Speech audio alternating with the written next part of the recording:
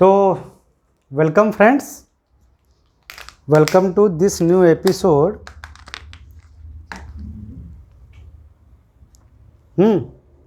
Welcome to this new episode. और आज हम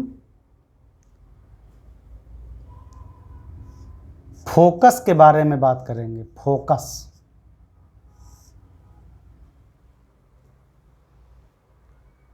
हमने दो स्फेरिकल मिरर के बारे में थोड़ी जानकारी ली है। अब हम बहुत बेसिक जानकारी ली है। अब हम दोनों मिरर्स यानी कॉन्वेक्स मिरर और कॉनकेव मिरर को एक एक साइड में रखेंगे और उनका फोकस क्या होता है वो हम जानेंगे। तो यहाँ हम बनाते हैं एक कॉनकेव मिरर। कॉनकेव मिरर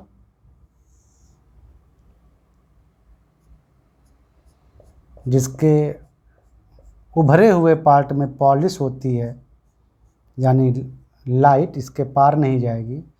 इस तरफ लाइट का रिफ्लेक्शन होगा, उस तरफ लाइट नहीं जाएगी। आउटर साइड जो ये उभरा हुआ पार्ट है इसमें पॉलिशिंग होती है। और इधर हम बनाएंगे कॉन्वेक्स मिरर, वो है कॉनकेव मिरर और ये कॉन्वेक्स मिरर। कॉन्वेक्स मिरर में जो ये दबा हुआ पार्ट होता है इसमें सिल्वरिंग होती है यानी पॉलिश होती है, और उभरे हुए पार्ट में लाइट का रिफ्लेक्शन होता है। देखो ये है पूरे ये पूरा आर्क है कॉनकेव मिरर का।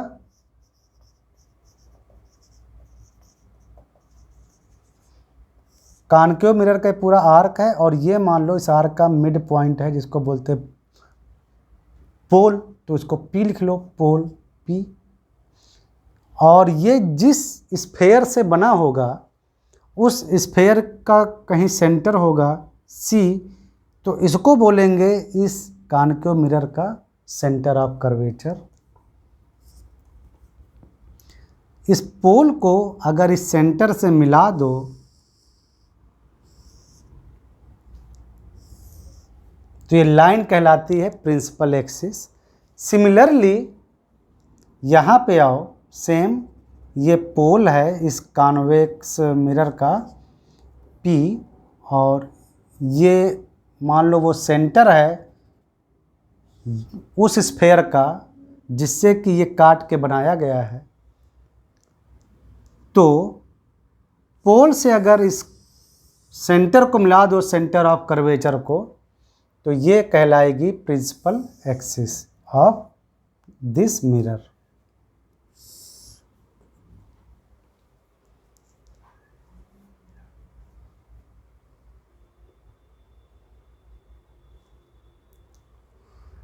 पोल पता हो गया, सेंटर ऑफ कर्वेचर पता हो गया मिरर का। अब हम निकालेंगे या जानेंगे फोकस के बारे में। फोकस क्या होता है, तो ध्यान देना। फोकस निकालने के लिए क्या करो, मिरर पर बिल्कुल पैरेलल इस प्रिंसिपल एक्सिस के बिल्कुल पैरेलल लाइट की रेज मारो। जैसे इस प्रिंसिपल एक्सिस के बहुत पास, थोड़ा क्लोज में, ताकि पैरेललिज्म बिल्कुल मेंटेन रहे। लाइट मारो इस पर, मतलब लाइट रेज इस पर डालो।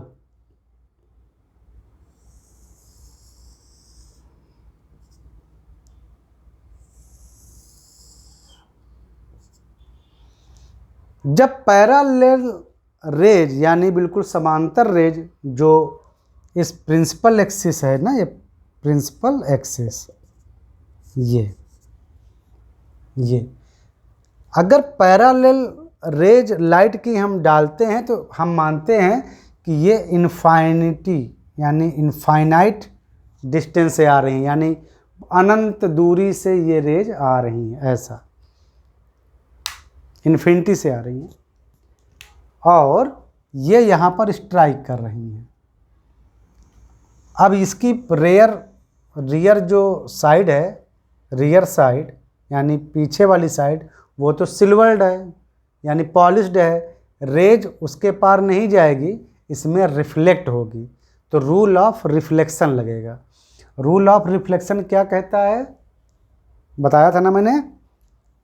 रूल ऑफ रिफ्लेक्शन कहता है कि अगर कोई सरफेस पर कोई लाइट गिरती है ऐसे, और उस सरफेस पर अगर नॉर्मल n है और वो लाइट अगर रिफ्लेक्ट होती है तो वो इस तरह जाएगी कि इंसिडेंट रे यानी गिरने वाली रे जो नॉर्मल से एंगल बनाएगी वही रिफ्लेक्टेड रे भी नॉर्मल से एंगल बनाएगी।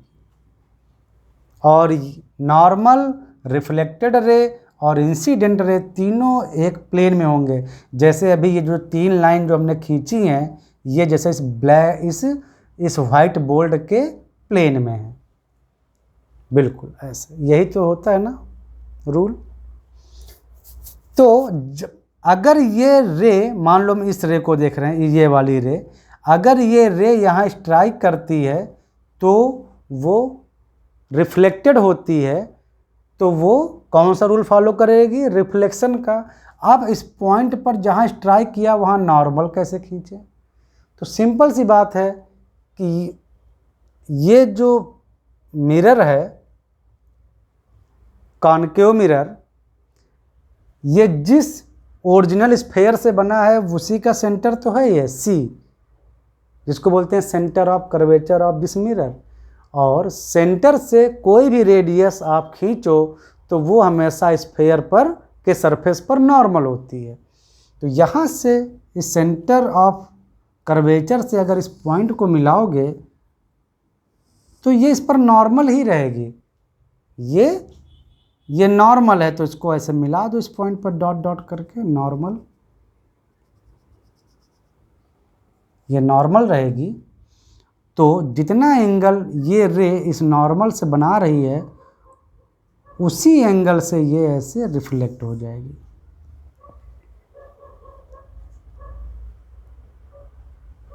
गई, टकराई और रिफ्लेक्ट हो गई। नॉर्मल निकालने के लिए इस पॉइंट पर इसको सेंटर ऑफ कर्वेचर से मिला दो। सिमिलरली यहाँ पे आओ, यहाँ पे अगर आप ये वाली रे पे आओ, ये रे यहाँ टक्कर मारी है इस पॉइंट पर, तो इस सेंटर ऑफ कर्वेचर से इस पॉइंट को मिलाओ तो ये इस पॉइंट पर नॉर्मल होगा, इसका नाम एन डैश। तो जितना एंगल ये रे इस नॉर्मल से बना रही है, सेम एंगल इधर बनेगा और ये ऐसे रिफ्लेक्ट होगी। सिमिलरली ये रे अगर आप देखो तो ये यहाँ टक्कर मार रही है इस पॉइंट पर, पार जा नहीं पाएगी क्योंकि उसके पार सिल्वरिंग है, पॉलिश्ड है, उसको नॉन ट्रांसपेरेंट बना देती है। तो जब ये यहाँ स्ट्राइक कर रही है तो इस पॉइंट पर नॉर्मल, वही सेंटर ऑफ कर्वेचर से इस पॉइंट को मिलाओ तो ये भी एक नॉर्मल होगा, इसको नाम दे दो एन डबल डैश। तो जितना एंगल ये बना रही है रे इस नॉर्मल से, सेम एंगल पर ये रिफ्लेक्ट हो जाएगी ऐसे। अगर वही चीज़ अगर आप इस रे से भी देखें तो ये यहाँ स्ट्राइक कर रही है इस पॉइंट पर। इस पॉइंट पर नॉर्मल जानने के लिए सेंटर ऑफ कर्वेचर से इसको मिला दो तो ये भी एक नॉर्मल है, नाम हम डिफरेंट दे देते हैं एन ट्रिपल डैश। तो जितना ये इंसिडेंट रे जो स्ट्राइक कर रही है, जितना एंगल ये यहाँ नॉर्मल से बनाएगी इस पॉइंट पर, सेम एंगल से ये रिफ्लेक्ट हो जाएगी सेम एंगल से, ये यहाँ चली गई। तो इनफाइनाइट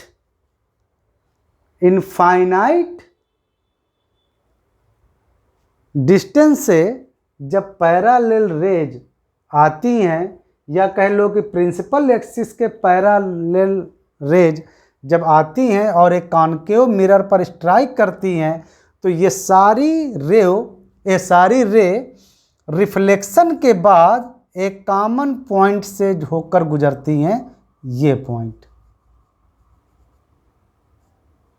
इसी को बोलते हैं फोकस। इस कॉन्केव मिरर का फोकस क्या बोलते हैं? इस कॉन्केव मिरर का फोकस। ये सेंटर ऑफ कर्वेचर और पोल के मिडिल में होता है कॉन्केव मिरर, याद रखना। कॉन्केव मिरर की बात अभी हो रही है। फोकस, ये फोकस रियल रेज से मिलके बना है। देखो जो रियल रेज हैं वही आ रही हैं, रियल रेज से बना है, मतलब जो रेज गई है वही रिफ्लेक्ट हो रही है। तो ये जो कॉन्केव मिरर का जो फोकस होता है वो रियल होता है। क्या होता है? रियल फोकस होता है। मतलब अगर इस फोकस पर आप एक स्क्रीन लगाओ तो जो भी इनफाइनाइट पर जो भी पिक्चर है वो इस स्क्रीन पर आपको दिख जाएगी। इस फोकस पर अगर हम एक पिक्चर लगाएं, एक स्क्रीन लगाएं, तो रियल पिक्चर हमको इस स्क्रीन पर दिख जाएगी, क्योंकि वो रियल रेज आ रही है वहां पर। तो रियल फोकस है। अगर ये बहुत हाई एनर्जी वाली रेज होती, लाइक हाई एनर्जी लेजर रे, तो यहाँ जो हम स्क्रीन लगाते वो जल जाती, क्योंकि वो रियल रेज से फोकस बन रहा है। तो इसका फोकस रियल कॉन्केव मिरर। और फोकस क्या होता है आप समझ गए? इनफाइनाइट से जो रेज आए या जो पैरेलल रेज आए प्रिंसिपल एक्सिस के, ये रिफ्लेक्शन के बाद एक कॉमन पॉइंट से होकर गुजरती हैं, वो होता है फोकस। अब हम आते हैं कॉन्वेक्स मिरर में। ये देखो कॉन्वेक्स मिरर, ये प्रिंसिपल एक्सिस है, इसके भी हम पैरेलल रेज ड्रॉ करते हैं, जो मान लो कि इनफाइनाइट से आ रही हैं। प्रिंसिपल एक्सिस के क्लोज, ये प्रिंसिपल एक्सिस के क्लोज पैरेलल रेज हैं जो इनफाइनाइट से आ रही हैं। ये हमारी प्रिंसिपल एक्सिस है। थोड़ा और क्लोज लिख देते हैं, प्रिंसिपल एक्सिस, ताकि आपको समझ में आए।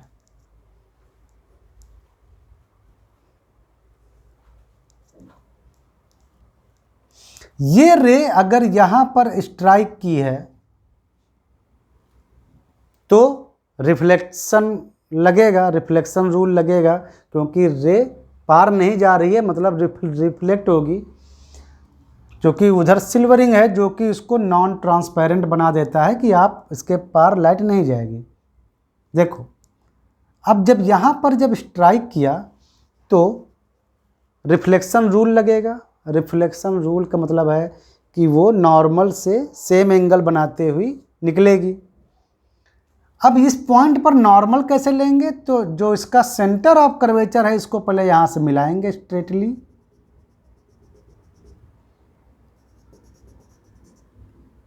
तो ये है नॉर्मल। सिमिलरली इसी पॉइंट पर अगर आप देखो, जो ये रे जो स्ट्राइक जो कर रही है, तो इसको भी आप सेंटर ऑफ कर्वेचर से मिला दो, क्योंकि सेंटर ऑफ कर्वेचर स्फेयर पर नॉर्मल, सेंटर ऑफ कर्वेचर से direct line acts like a radius, तो वो स्फेयर के सरफेस पर नॉर्मल होती है। इसका एक नाम दे दो एन डैश। तो जितना ये एंगल होगा, सिमिलरली उतने ही एंगल पर ये रे निकल जाएगी, और जितना ये एंगल होगा स्ट्राइक के बाद यहाँ से, वो उतने ही एंगल पर वो भी निकल जाएगी। तो यहाँ पर रेज जो है वो डाइवर्ज हो रही हैं, सेम साइड में रिफ्लेक्ट हो रही हैं, लेकिन थोड़ा ऐसे कन्वर्ज नहीं हो रही हैं, डाइवर्ज हो रही हैं। देखो यहाँ पर सारी रेज कन्वर्ज हो रही थी, मतलब सब आकर कन्वर्ज हो रही थी। यहाँ पर असली रेज डाइवर्ज हो रही हैं, आई इतने एरिया में थी और अब बड़ा एरिया ले रही हैं और डाइवर्ज हो रही हैं। यहाँ पर कन्वर्ज हो रही थी, आई इतने एरिया में थी और अब दब रही हैं, ऐसा समझो। तो रियल रेज तो यहां चली गई, रियल रेज यहां चली गई, तो यानी ये कहीं पर रियल में फोकस्ड नहीं होंगी, ये कहीं पर रियल में फोकस्ड नहीं होंगी। रियल रेज तो निकल गई, ये यहाँ जाएगी वो वहाँ जाएगी, तो क्या फोकस्ड होगी, कन्वर्ज नहीं हो रही है ना। लेकिन अगर कोई ऑब्जर्वर हो यहाँ पर, मतलब कोई आदमी देखे इस कॉन्वेक्स मिरर को, तो उसको लगेगा कि ये रेज कहीं से आ रही हैं, उसको लगेगा। अगर यहाँ कोई आदमी, कोई ऑब्जर्वर है, आँख बना दे तो उसका मतलब ऑब्जर्वर कोई ह्यूमन है, ये आँख है, आँख का मतलब ऑब्जर्वर, तो उसको लगेगा कि ये जो रेज है ना ये कहीं से आ रही है।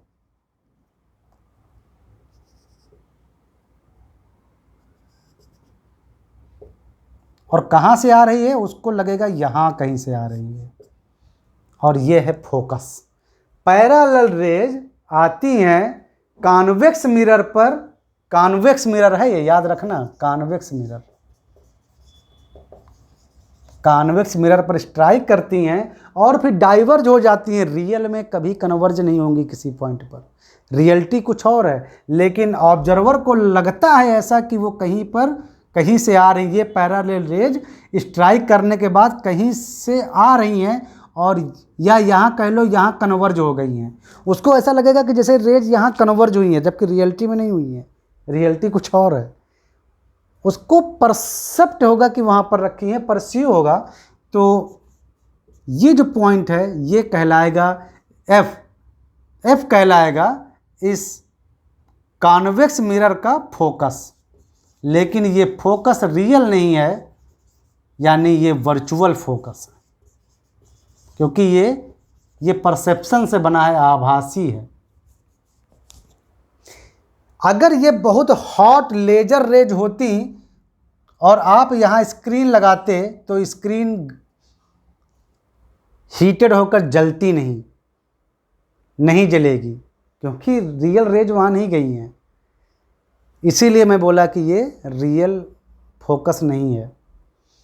अगर ये रेड कलर की या होती तो यहाँ पर कोई स्क्रीन लगाते तो यहाँ कोई रेड पिक्चर रियल में ना होती उस स्क्रीन पर। आप इस मिरर के पीछे की स्क्रीन लगाओ तो वहाँ कोई रियल रेड स्पॉट आपको नहीं मिलेगा। इनफाइनाइट से आती हुई रेज का रियल में यहाँ स्क्रीन लगाने पर उस पर पिक्चर नहीं बनेगी, उस पर इमेज नहीं बनेगा।